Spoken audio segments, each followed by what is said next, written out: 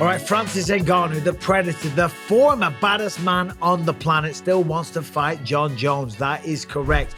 Jon Jones, the UFC heavyweight champion. Francis, the former heavyweight champion, the former baddest man on the planet. Let's be honest. Listen, the PFL is absolutely fantastic. And we know about this. We know that Francis has signed with the PFL. He's got a sweetheart deal. He's going to be a chairman of PFL Africa. He's going to be able to box. He's going to be able to do a lot more things, apparently. But that said, it doesn't matter. He could be the heavyweight champion of the PFL.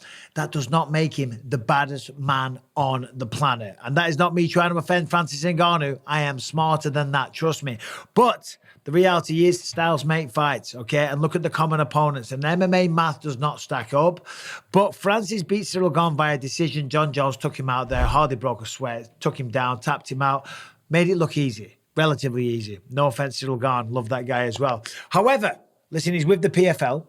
But apparently he's not going to fight in the PFL pay-per-view series until next year, okay? In the meantime, he's going to box because that's going to allow Francis's knee to still heal up a little bit, get stronger. But in the meantime, he wants to stay busy. He wants to get active. He wants to make some goddamn money. Remember, there was a lot of talk of Francis going out there and fighting some of the biggest boxers on planet Earth. Tyson Fury, Anthony Joshua, Deontay Wilder, to name but just three. But the problem was there was massive, massive price tags attached to every single one of those fights. But regardless, listen, after being fielded, after talking with every single major promotion, Bellator, ONE FC, Bare Knuckle, he eventually settled with the PFL. And congratulations to all involved. But he's still calling himself the baddest man on the planet on his YouTube channel. And that didn't take long for Johnny Bones Jones to come out and talk a little bit of crap back. He said, Jon Jones says, "You're calling yourself the baddest man on the planet from across the street. Who does that, lol?" And I got to say, I thought this was a really good response from Francis Ngannou. He goes, well, then cross the street. It's not about crossing streets. It's about being in the same promotion. Now, Francis Ngannou was talking about potentially down the line, there'll be a cross promotion between the PFL and the UFC. I'm just going to tell you right now that is never, ever going to happen. But Francis, I will give him his respect. I mean, listen, you got to give the man the respect. I mean, he's had a phenomenal career, professional MMA record of 17-3, lost to Stipe Miocic, lost to Derek Lewis. That's one of the worst heavyweight fights I've ever seen in my life, if not the worst. No, I'm going to say the worst. Then after that, went on a tear. Knocked out cold Curtis Blades, Cain Velasquez, Junior Dos Santos, Jairzinho Rozenstruik, Stipe Miocic to become the champ, and then defended against Cyril Gane. And then he was gone. He was gone. He went to the PFL. But he was also on the DC and RC show, the podcast with Daniel Cormier. And here is what he had to say. Any regret that the Jones fight didn't come together? I got to know. Any regret, Always. especially watching what he did to Cyril Gane? I will always have a regret of not fighting Jon Jones. I think, being in the sport, being in this position, what you want to do is to test yourself against somebody like Jon Jones, who stand as a god of the sport. You can argue that to him. I will always, and still this day, I'm like, if ever there is an opportunity to fight Jon Jones, we will do it. But I don't know how. Maybe a cross promotion. I don't know. But Jon Jones is somebody that anyone that's looking to make a legacy in this sport would like to fight.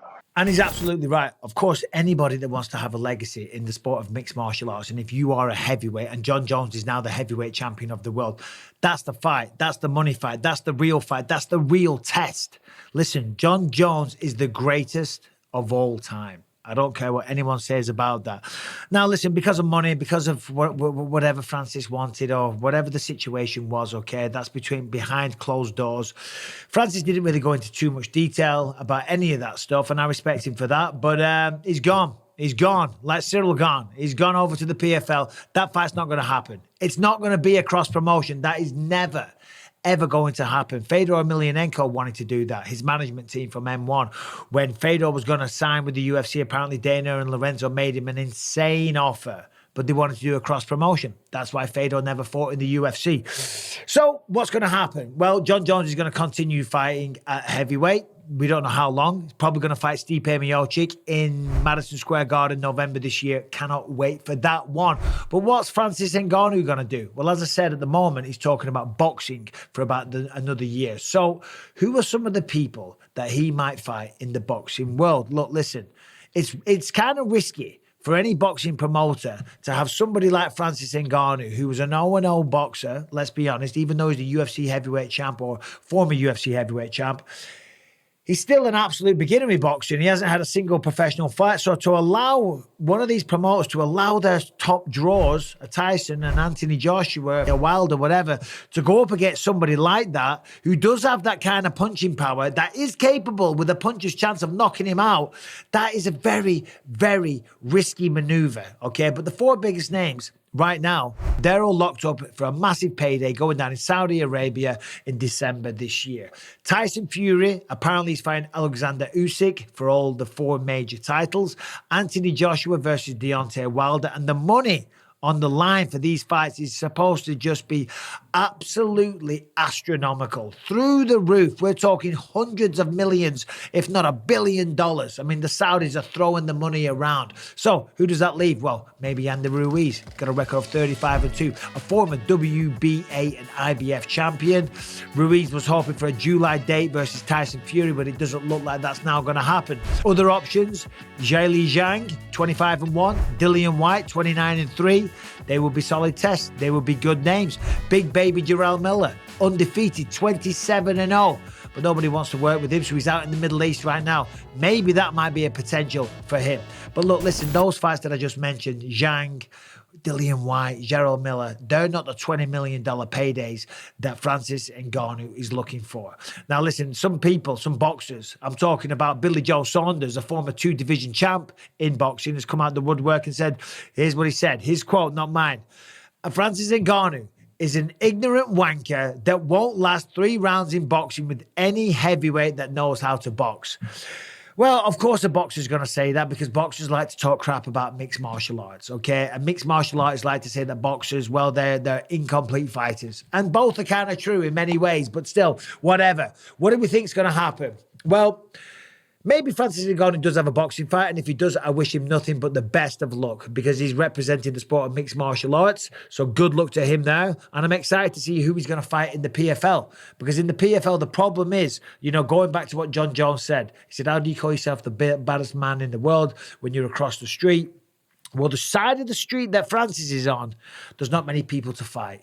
You know, I mean, one of the most high-profile names that the PFL have right now is Fabrizio Verdum, a former champion, of course, in the heavyweight division, but a man now that, you know, maybe his best days are behind him. But you never know. Stylistically, might cause him some problems if you can get him down to the ground.